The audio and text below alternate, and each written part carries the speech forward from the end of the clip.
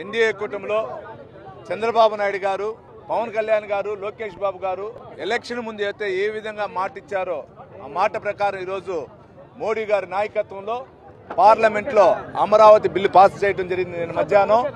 అంటే మన ఆంధ్రప్రదేశ్ గతంలో రాజధాని లేకుండా నడి రోడ్డు పైన నిలబెట్టినటువంటి వైఎస్ఆర్ పార్టీకి చెంపపెట్టులా జరిగింది.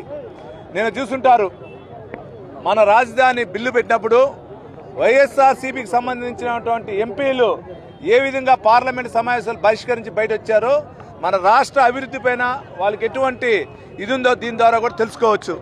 దీనికి భారతీయ జనతా పార్టీ అమిత్ షా గారికి, మోడీ గారికి, అదేవిధంగా ఈరోజు రాష్ట్ర ప్రజలందరినీ కూడా మాటిచ్చిన ప్రకారం నిలుపుకున్నటువంటి మా పెద్ద చంద్రబాబు నాయుడు గారికి, డిప్యూటీ సీఎం పవన్ కళ్యాణ్ గారికి, నారా లోకేష్ గారికి కూడా కృతజ్ఞతలు తెలియజేసుకుంటున్నాం.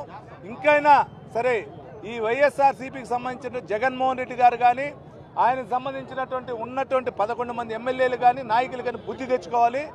ఈ రోజు కూడా కుతంత్రాలు చేస్తున్నారు. మహావిఘన్ అని పేరు, ఇంకో పేరు పెట్టి మీరు ఇదే విధంగా చేస్తే రాబోయే కాలంలో 11 సీట్లు కాదు, అది కూడా రాదు. ఈ రోజు ప్రజలందరూ చాలా హ్యాపీగా ఉన్నారు. అందరూ గమనించాలి. ఇంకైనా బుద్ధి తెచ్చుకొని రాష్ట్ర అభివృద్ధికి సహకరించాలని కూడా మీడియా ద్వారా కూడా వైఎస్ఆర్సీపీకి సంబంధించిన నేతలను కోరుకుంటున్నాం.